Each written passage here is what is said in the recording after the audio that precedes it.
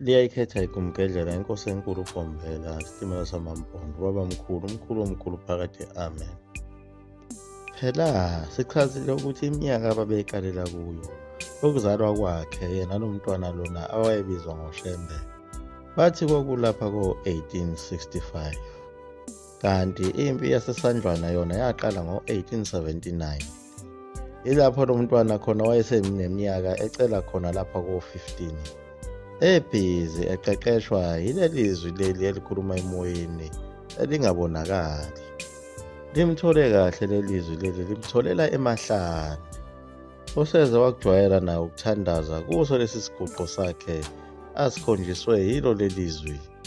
Lo mntwana useyisilomo khona lapho eplazini ngoba phela uyazithanda izilwane, kanti usekwazi ngisho nokukhuluma nazo izilwane zimuzwe.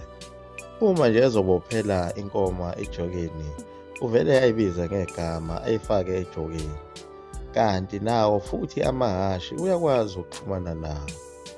Ngisho ngabe kuthiwa lelo hashi lihlupha kanjani, kodwa uma kukwafika yena ufika ngalishaya angalenzi lutho nje akhulume nalo bese lenza lento ayifunayo. Abelungu amaplazi angomakhelwane naleli plazi leli lika-Conrad Great bayehla bayanyuka bafuna ukuzobona lesi simanga somfana, futhi bafika namahashi abo asemancane bafuna phela lo mfana abaqeqeshele wona. Nangempela wayebe nje ukulithinta ngesandla akhulume nalo bese lenza intando yakhe. Abelungu base bemthanda kakhulu lo mfana nalo msebenzi wabo ukuba basize ngokuqeqesha amahashi. Uwenza wonke nje lo msebenzi kodwa akakhohliwe ukubuyela kuleya ndawo yakhe athandaza kuyona. Kanti ukwenza nje lokuthandaza kwakhe kukhona amehlo ambukayo. Phela laba eplazini kwakukhona nezintombi. Manje njengoba esekhulile eseyibhungu elilapha ko-15, sibhekile phela okuthile kuye ukuthi mhlambe angenza nokuzibika kuzo. Manje ubonakala engawanakile kakhulu amantombazana. Manje nawo ayamlandela ayambheka ukuthi ngabe hlobo luni lo muntu lona. Abanye babengayiqondi indaba yakhe babethi sengathi uhlushwa ubungoma. Yena wayengakunakile konke lokhu ukuthi kunabantu abamnakile. Kodwa ngelinye ilanga wathi esasebenza khona lapha eplazini wezwa amantombazana exoxa. Wathi uma ebeka indlebe wathola ukuthi akhuluma ngayo. Le ntombazana enye yayichazela amanye amantombazana ukuthi ngelinye ilanga yathi iwasha amathunga okusenga yambona eya endaweni yakhe lapho afike athandazele khona.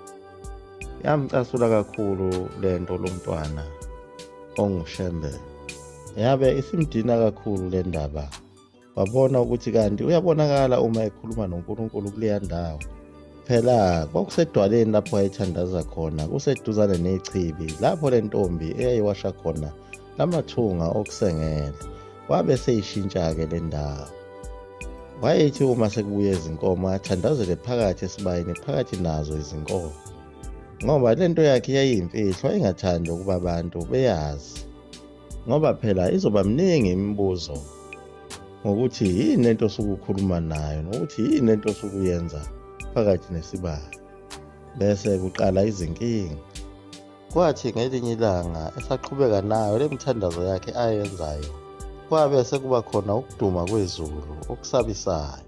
Kwaba isikhashana esincane kwase kuphinda sekuqhamuka lona lelizwe lithusa nayo likhuluma emoyeni. Wethuka kakhulu labe selithi kuye lelizwi, ungakakuyeki ukuhlobonga ngeke ungibonge. Bamdida nokuthi ngabe kusho ukuthini kwakona lokho kuhlobonga. Kodwa into aphendula ngayo kwaba zibhodongo zejubane zalelizwi lelisabekayo. Wabaleka kakhulu waphuthuma enkopholo endlini ababehlala kuyo. Kanti kubaleka njena kunensizwa kaMazibuko iyambona yambuza ukuthi hawu wemfana ubalekelani. Wazithulela nje wangaphendula lutho. Kodwa kwaze kwaba ngakusasa lapho eseya kuyo lensizwa kaMazibuko wayibuza ukuthi yini ukuhlobonga, kodwa wangakuveza ukuthi leli gama ulithathaphi. Lensizwa kaMazibuko lena yadinwa kakhulu yathi usewumfana omncane kangaka nje uyithathaphi lento oyishoyo.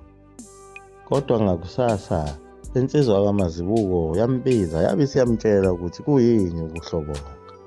Yasimbuza ukuthi njengoba sengikutshelile-ke uzokwenzani ngoba phela usewumfana omncane. Nakhona lapho wesaba ukusho ukuthi lento uyibuzwe yizwi ebelikhuluma emoyeni. Wabe eseqhubeka lo mntwana nomsebenzi wakhe wokwelusa izimvu.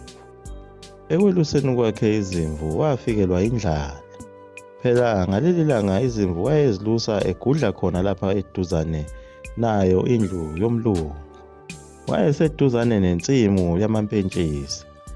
Kulapho khona aze abona khona ukuthi le ndlala yakhe angayiqeda ngalamampentshisi omlungu. Waqalaza kabili kathathu wabe sephoseka phakathi kule nsimu yomlungu. Wagibela esihlahleni wakha amampentshisi wawafaka emakhukhwini akhe ethi uzowadlela uma eseyolusela kwenye indawo. Khona manjalo wezwa esenovalo olukhulu kanti umlungu useqhamukile. Uqonde ngqo kuso lesihlahla agibele kuso.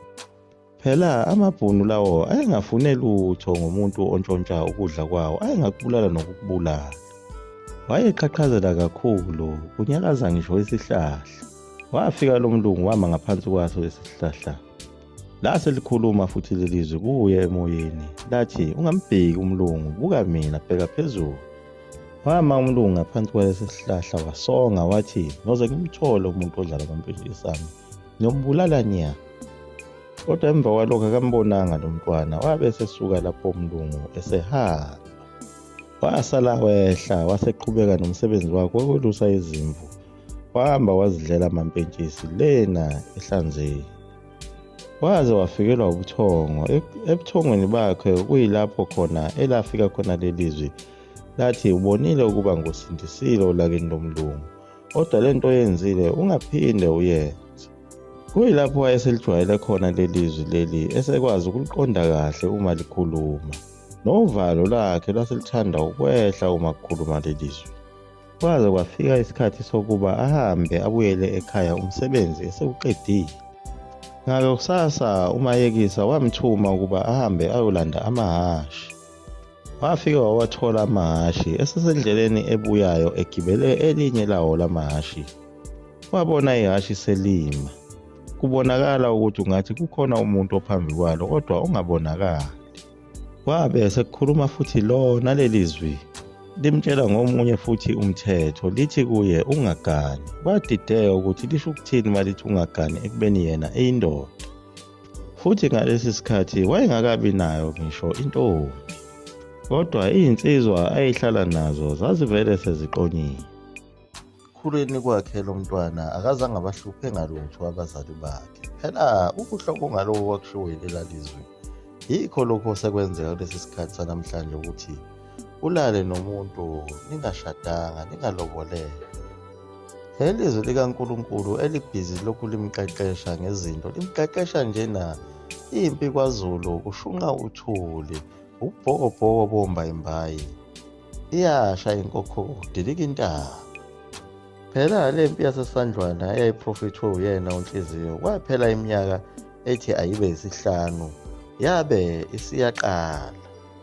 Phela ukufika kwakhe lo nkulunkulu lana udinwe yiko ukufika kwabo laba bantu abamhlophe bezofaka inkolo yabo ongeyona kaNkulunkulu umenzi wezulu nomhlaba, ezodusa laba bantu bakaNkulunkulu.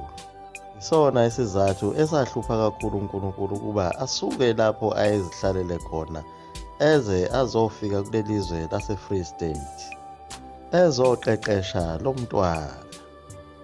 Sikhumbule phela ngomlungu loya kuthiwa uJohn William Colenso, lona phela abasebembiza ngosobantu.